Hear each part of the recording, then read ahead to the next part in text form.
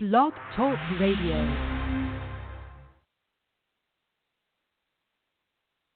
Hi, everyone. This is Marty McDermott, the president of Franchise Interviews, and I can't start today's show without speaking about NeoPost and their IS-280 postage meter.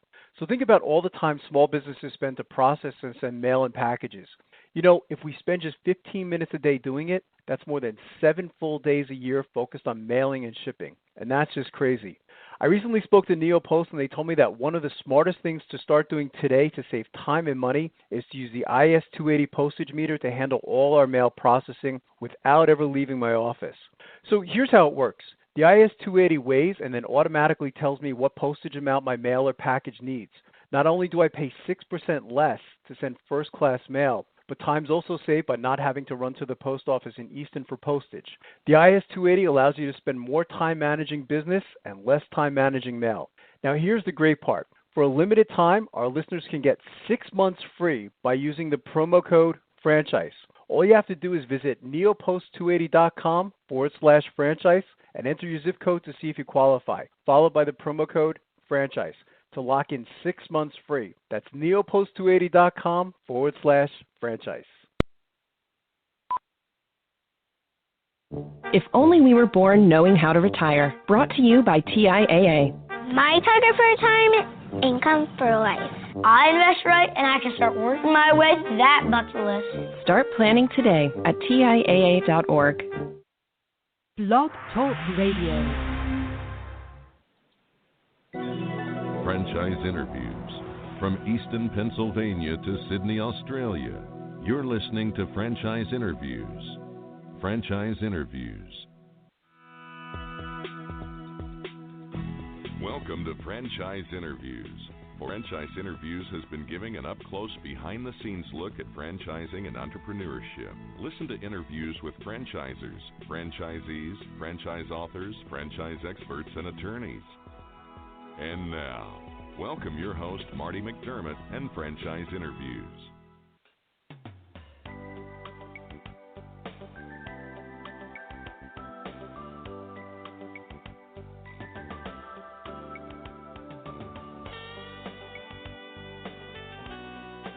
Hi, everyone, and welcome to a very special edition of Franchise Interviews, where for over 11 years now, we've been asking the entrepreneurs one-on-one.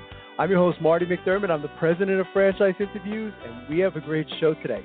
We're meeting with Mary Jane Riva, the CEO of the Pizza Factory. And founded 30 years ago, Pizza Factory has become a well-known for serving fresh, high-quality pizza, sandwiches, salads, and more. And we're going to talk to Mary Jane in just a moment on Franchise Interviews. So stick around because we have a great show.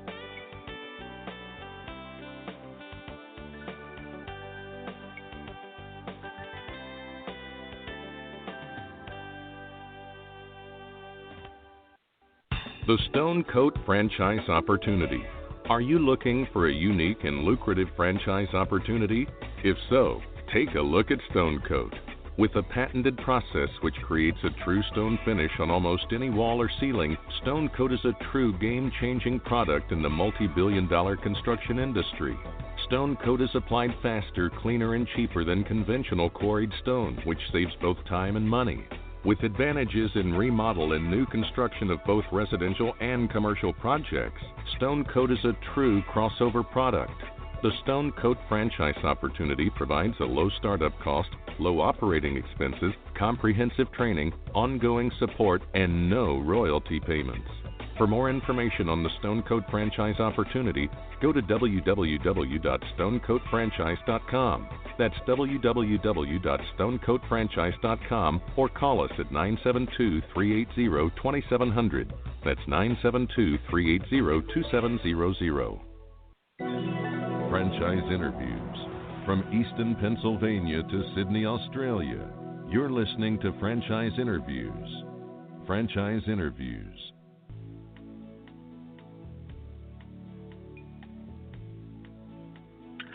Hi, everyone, and welcome back to a very special edition of Franchise Interviews, where for over 11 years now, we've been asking the entrepreneurs one-on-one. I'm your host, Marty McDermott. I'm the president of Franchise Interviews, and as we were saying earlier, we have a great show today. We're meeting with Mary Jane Riva, the CEO of the Pizza Factory. And founded 30 years ago, Pizza Factory has become well known for serving fresh, high-quality pizza, sandwiches, salads, and more. Hi, Mary Jane. How are you? Welcome to the show. Hi, Marty. I'm doing great. Thanks for having me. This is my pleasure, Mary Jane. You know, I made sure that I ate lunch before I spoke to you today because I knew this show could be. I love pizza. I could eat pizza every day, so I definitely came prepared. You know, we always like to ask our guests, where are you calling from today, Mary Jane?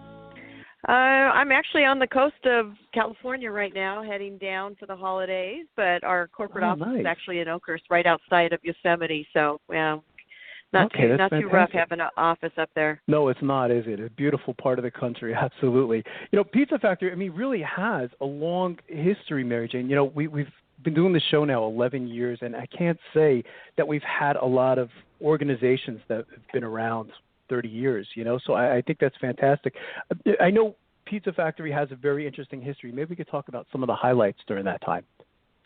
Yeah, you're right. We have been around a long time, and the concept has always been we tend to go into smaller communities where a lot of your other brands you see will not. They look at demographics, they look at rooftops, and we're quite the opposite. We go into a community because we're so family-based, and we're also very involved in our communities. Our owners are that we really go in and try to find a town that's going to, for us. So we go into a lot of smaller towns, and but, yeah, our product is different than everybody else's, and the fact that we still are the old-fashioned pizzeria where we make everything on site. And, yeah, so it's kind of a throwback.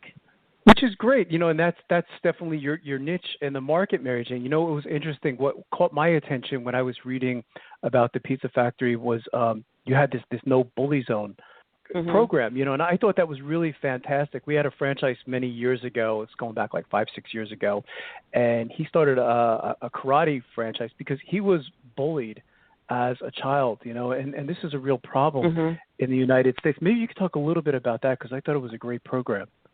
Yeah, for us, it encompasses a lot of different things. Not only our communities with the anti-bully programs, we don't raise funds for it. It's not a profit thing at all. It's strictly what we do is we give to the schools all the materials because schools do not have the funding anymore to be able to do some of these programs. So we provide the programs for them, and we go and talk to the kids. But we employ so many young folks in our towns. I mean, it's Speech Parlor, usually it's high school kids. So there's that element of the kids that are working for us, but then plus because we are a sit-down family restaurant, we have so many kids coming in all the time. So we try really hard to give materials to the parents and to the kids to be able to at least talk about it and see what is maybe. A lot of times the parents will sit down with their kids at dinner and they're all having to sit there because it's the pizza. They all have to eat from the same thing. And we have little menus and different coloring sheets for the kids, and it actually engages the parents with the kids to start having that conversation because maybe their child is experiencing something, and most of the time parents don't even know what's going on with their kids and when they're being bullied. They don't tell anybody. So we're trying to, you know, give them both the schools and parents and just the atmosphere in our restaurants that it's something to be able to be talked about and to give them alternatives. What do you do if you're being bullied? And sometimes it's, what if you're the bully? You know, maybe the bullies, you know, needs help. Sometimes we forget about the people that actually have the issue that feels like they have to bully others. Yeah, I would agree with you, Mary Jane. You know, my son, we sent him to a Christian school, and, you know, in all the years he's been going to the school, you know, they've never addressed the topic of bullying. And we were really surprised and shocked about it, you know, and we, you know, confronted the principal of the school. You know, I guess it never occurred to her, you know, and we know that sometimes it does go on. It doesn't matter what school it is, you know, it could be the finest school. It happens all over the place, doesn't it? Kids are kids, absolutely. Kids you know, we were kids. Yeah, it doesn't matter. And that was my son too. He went to a Christian school, and he had the same experiences, and I had no idea. You know, they just, you know, kids don't come home and tell you all the time, and it was the same thing. You know, sometimes we just don't pay attention, or we're not aware of what's really going on. So it's a real close project for me personally because of my son and just I love kids and working with kids and how many kids that we touch every day at our restaurants. It's just something that really works for us, and it's you know, it's great to be able to go into a school and do a presentation and you see those kids raising their hands, telling their story, or they talk about something and you just your heartstrings, you just go, oh my gosh, Of course. there's so many kids that are affected by this. Absolutely, yeah. I think it's a wonderful program. Maybe you could talk a little bit about how technology's played a role in the business today, Mary Jane. Because it's been around a long time, 30 years. So I know the way you do things at Pizza Factory today is much different than the way you did it 30 years ago. Oh yeah. How has technology played a role in the business today? It's a huge role for everybody, and it's changing daily. And you're right, from 30 years ago, I mean, there wasn't a POS system that were in stores. I mean, it was the old-fashioned cash register. So we adapted. You have to retrain everybody and get everybody onto the same goal of staying with the technology and staying relevant in the market out there today. And between the POS system and you've got Text Club now, you've got Email Club, Twitter. I mean, it just goes on, and every day there's something new.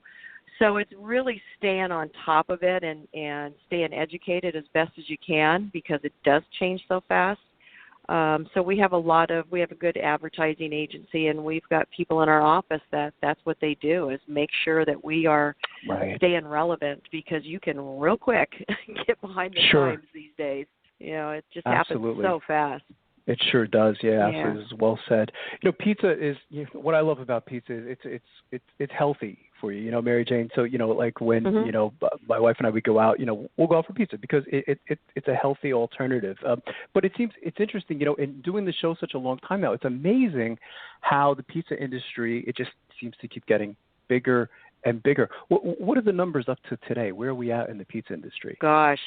As far as units out there for I guess sales. I saw a crazy number. Well, I don't know if it was on your website. I think it was like 40 million. Was it 40 million? I can't remember how many. Something like that. It's a crazy number of how many pizzas are served every single day in the United States. I mean, it's really it's part of our culture, isn't it? So I mean, it's safe to say that you're certainly part of a huge industry, and this industry just seems to keep getting bigger and bigger, which I think is wonderful. What's been one of the most interesting things that's happened to you, since taking over the leadership role of Pizza Factory, Mary Jane? Anything stand out? I'm sure you have hundreds of stories that you could recite, but anything stand out over the time? Yeah, there's been a lot of changes that we've done in the last 5 years alone, but it is, there's a lot of pizza out there, and you're right. It's just it's eaten a lot and it's shared a lot. But everybody has their own experience, and I think it's the experience of the different pizza places that you see out there, which one of the things that sets us apart is that we are still that old-fashioned pizzeria where you go in after your football games, you take your family in. We're not a takeout and delivery only. So there's a lot of places out there that you can get pizza. And speaking of nutrition, what you started out with, it's interesting because pizza really is. I mean, if you gave your kids leftover pizza in the morning, it's much better than a lot of those sugary cereals that are out there. Yeah. And so pizza really does. I mean, it has all the food groups and everything. So a lot of times people tend to want to think pizza is not a good source of nutrition, but it actually does have a lot of good elements in it that, especially like I said, for breakfast, if you can't get your kid to eat, most of them will eat pizza. And so it's a good way to keep that nutrition in them. But there's so many new pizza places coming out, and it's a constant who's coming out with the next new fad, and a lot of them are that. And, for us, it's still been the same thing, a good quality product, treat your community well, integrate with your community, be a part of it, don't just go in and set up shop. And so that's still for us been the driving force, and that's what we're going to continue to do regardless of what the new fads that are coming out. We're going to stick with what's worked for us for 30 years, and we've been successful with it. So. Yeah, absolutely. It's nice having that track record, and it's nice having that history. And that's, the beauty of franchising, Mary Jane, is that, your franchisees, they become part of a system that's been around for 30 years. And how many of us can say that, I mean, to just start a business and say, okay, we've been around for 30 years, it doesn't happen. That can only happen really with franchising, so I think it's wonderful. What types of characteristics then do you look for in your franchisees, Mary Jane? Any particular type of traits? We really look. We do our studies, and we do our due diligence with our franchisees or our prospects like everybody else. But what we're really looking for, when it really comes down to it, we like to sit one-on-one with them and really get to know their personality. Because of our culture, because we do get involved in our communities, we're looking for folks that really want to give back. They're not just looking to set up a bunch of pizza places and have managers and walk around. We want the people that are going to really believe in the product, number one, because we have a great product, and we don't want someone to come in and really not stand behind the product, but they have to be able to get into their communities, make those connections, and have that personality with both their staff and their communities. So when people come in, it is their pizza place. It is that town's pizza place, and they know the owner. The owner knows their names. It's a very, very personal experience for everybody. It's that old-fashioned, hometown pizzeria feel that we want that owner to project when they go into community. So we really look at their personality and whether or not they have that kind of outgoing community, just that whole sense about themselves. Yeah, I think that's so important, Mary Jane. I'll tell you a funny story. There's a pizza place that we go to here in Easton, Pennsylvania, and we've been going there now for about 11 years. And the owner of the place has still yet to say hi to me. I don't think he knows my name. And you think of all the business that we've given him, and it's great because the location is great, so it's right there, and the pizza is pretty good. But I tell you, his customer service skills are just horrible, and I just say, he wouldn't be a good franchisee to the pizza factory, that's for sure. It's but that is so important. Exactly what you're looking for, and it makes sense that it has to be someone who really wants to be part of the community, and knowing your customers' names is so important, isn't it? You get to know them over time. And what I love about pizza too is you have that repeat sale factor, don't you? I mean, once you start building that client base, everything seems to flow from that point, doesn't it? Yeah, it does. And the marketing and how you approach those guests, because ultimately when you forget that guest that's walking in the door, and maybe they're walking into your store 200-300 times a year, if you don't know that, shame on you. Exactly. Absolutely. That guest is why you're open, and we try to really impress upon our employees. That guest that's walking in your door right now is why you're getting a check. It's not because I'm writing that check. It's because that guest is, and that should be respected and acknowledged. And that's just always been something that the Pizza Factory, that our brand, that's what we believe in. We believe that you give back. You get what you give, and you should be. So you're going into community, and you want this community to support you. Well, you know what? You should be supporting them right back, and doing what you can to be a part of that community, and not just expecting to take. Right. And this formula has proven to be successful. Again, being around such a long time now, that that this particular formula works. You have this successful track record, so I think that's terrific. How does the training work, Mary Jane? I mean, once you decide you do like them, they like you, and they want to come on board as a franchisee, do they typically come out to headquarters for training? Is that how it works?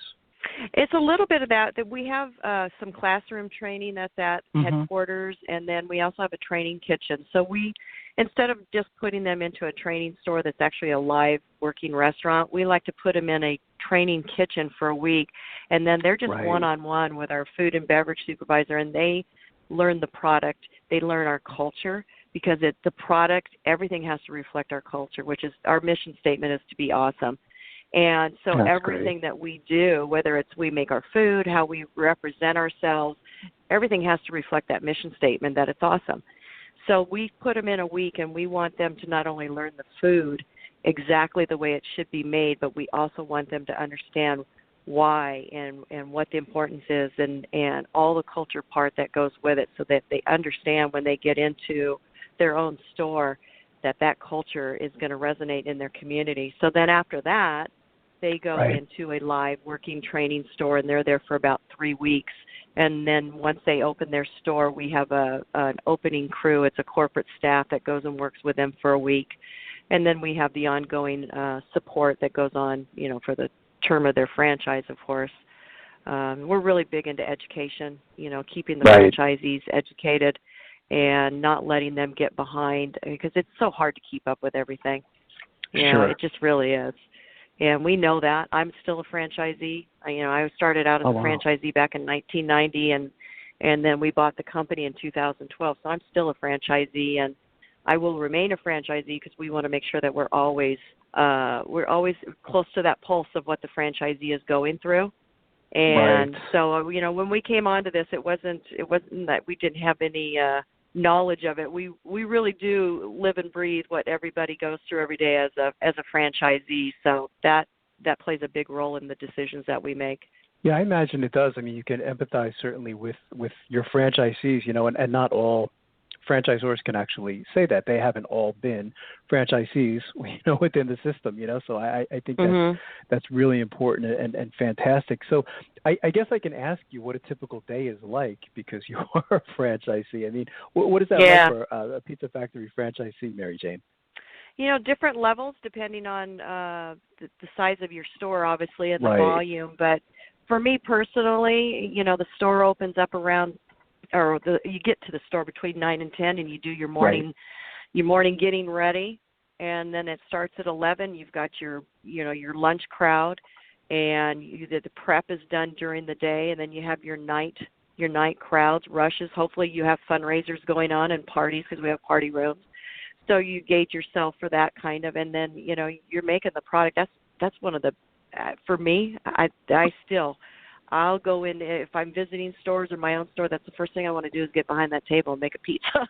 Wow. There's just, it's just, we toss it's up fun, the pizza isn't it? still. Yeah, it is. I had a chance to work in a pizza store, and I used to and I wasn't the best at it, by the way. I probably wasn't trained by the best person, but, it was always a lot of fun for me to make pizza. It really is. There's something so much, it's a lot of fun to make it, It's really fantastic, So I think that's terrific. That's great. What advice, Mary Jane, would you give to our listeners in their quest to buy a franchise? We've been doing the show such a long time now, and one of the biggest things we've learned is that, a lot of our listeners in their quest to buy a franchise, they don't know where to begin, because, like you were saying earlier, there's so much out there today. There's just so much to choose from. Most of them don't even know where to begin. It just becomes overwhelming. Yep. From everything you've learned, up to this point, what advice would you give to our listeners? Well, there's a couple things, and one that as we're going through this journey ourselves from being a franchisee to the franchisor, it's understanding the roles of the franchisor versus the franchisee. That's a really big important, really what is the role that you're playing versus the franchisor. And then when you're looking at brands, the other thing for brands to me is really looking under the hood. Don't just look at all the stuff on the surface. Really dig down. See what extra charges there, are they marking up stuff? Really evaluate a brand to a brand and not just the fluff kind of stuff that you see on the top. And it's a lot of due diligence. Right. But, ask the questions that are going to be once you're in there. Are they marking up the food product? Are they marking up advertising materials? What are you paying? So really, really dig down and ask a lot more questions. And I would talk to a lot of franchisees that are in the system and see how they feel about the franchisor and the brand itself. I would do a lot of due diligence with franchisees, because they're the ones that are going to tell you. Right, absolutely. I love how you said look under the hood. As I mentioned, doing the show such a long time, I've never heard that analogy before. I think that's very clever, to look under the hood, to go deep, inside and look what's under, not just what's on top. We have this great quote in franchising. I'm going to put that one in there because I think that's fantastic. It makes a lot of sense. And, Pizza Factory, you have a lot of franchisees that you can call, right? I think you're up to, is it over 100 franchisees now, Mary Jane? So there's plenty of people, We've got some that have, oh, good. Oh, I'm sorry. I was going to say we have them. They've been in the system for 30 years. We have franchisees, that have been in that long, and we have them that are just getting on. So there's a wide range. So, and you want to hit all those. You want to hit the newbies. You want to hit the older ones. You want to get their feel of what's been going on and how they've been treated. And but there's a lot of people to call. There's a lot of people to ask. There's a lot of different town sizes. So when you're doing your due diligence, really, really, really get out there and dig deep. That's terrific. What I can ask you the last question, Mary Jane, because that's, being the leadership role of the company. I mean, where do you see Pizza Factory? I mean, if you could look into a crystal ball, maybe 3 years, 5 years down the road, where do you see the organization? It's funny because I do that a lot, but certainly at the beginning of each year when we're coming up to 2018, that's, I always do an evaluation of where we're looking. Education is still always going to be the forefront for me, educating the franchisees, educating myself.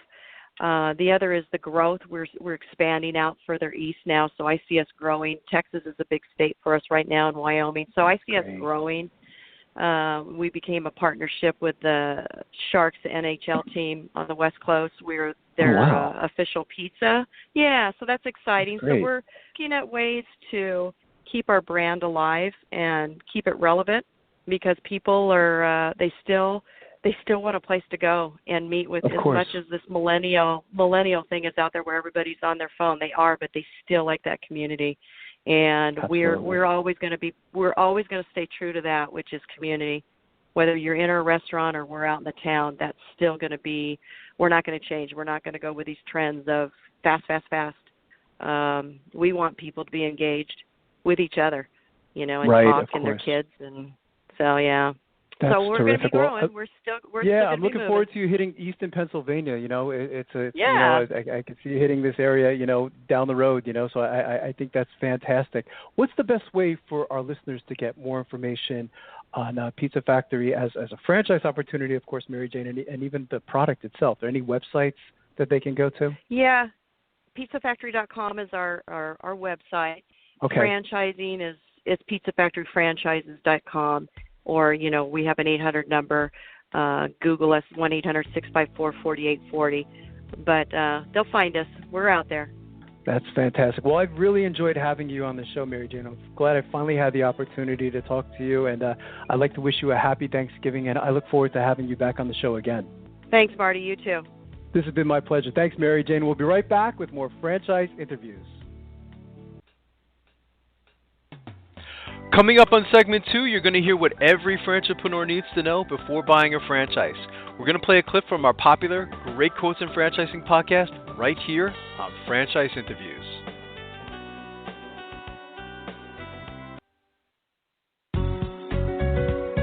Are you looking for a franchise that delivers?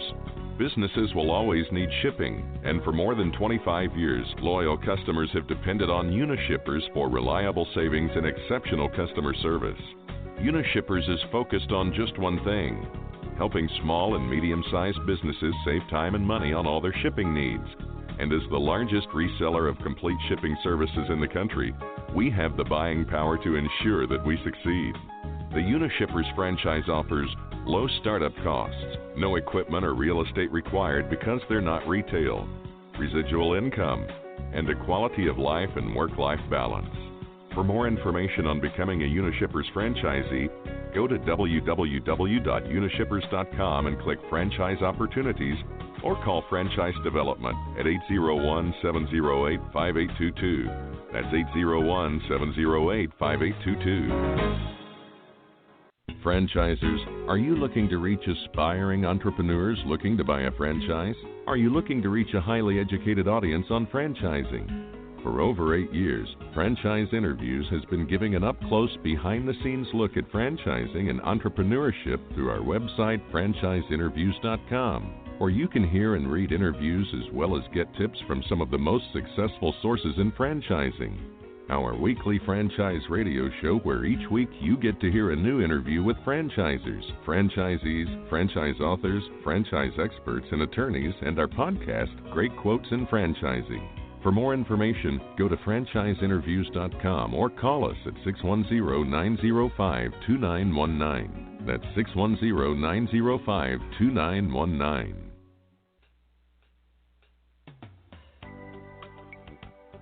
Hi everyone, this is Marty McDermott from Franchise Interviews, and welcome to another edition of Great Quotes in Franchising, where each podcast you get to hear a great quote in franchising. You know, we've been hosting franchise interviews now over 8 years and over 400 shows, and during that time we've had some incredible quotes on our show. Today you're going to get to hear from Chris Simic, who is the founder of FranchiseTeacher.com, and Chris has over 30 years of business and franchise experience as an independent business owner, a franchisee, and a franchisor. And Chris said something very profound that we haven't heard on our show in over 8 years. He mentioned that you have to almost work harder to fail at franchising than to succeed in franchising, and he explains why. Most people, about 90% I think I've seen, buy a business other than they first looked at. Wow, that's amazing. So it's interesting, isn't it? I mean, that's a big number too, isn't it, Chris? You know that most people, they go in with these certain expectations and they come out with something different. And I find that fascinating. I absolutely. It never ceases to astound me, but I think that speaks to the value of franchising as a business model and a business method, because people don't have to be in something just because they know it. And quite candidly, sometimes getting involved in a business that you would rather do that you were not involved in allows you the luxury of taking a new career path and to develop something you never would have had the opportunity to had it not been systematized and prioritized for you. In franchising it's said that you have to really almost work harder to fail than to succeed, because if you have a good franchise system, if you follow directions, you have to almost purposely not follow them to not do well. That's true. That's fantastic. We have this great quote in franchising. I think we're going to put that one in there, Chris. I think that's very original, and it's very true. What advice would you give to our listeners? We find that most of them, they're just beginning their search to buy a franchise, Chris, and we find that, most of them just simply, they don't even know where to begin, like you were saying.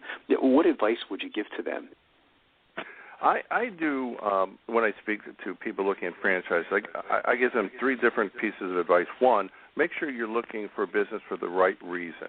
A lot of people have things happen in their life. They lose a job or something happens, and they react and maybe say, well, okay, maybe I'll go buy a business. That may not be the reason to do it versus having the luxury of selectivity that here's my opportunity that was created by some adversity. Second thing is that they have to make sure that they are able to be franchisees, that not everybody is designed to be able to follow the systems, procedures, and the processes it takes to be a successful franchise owner.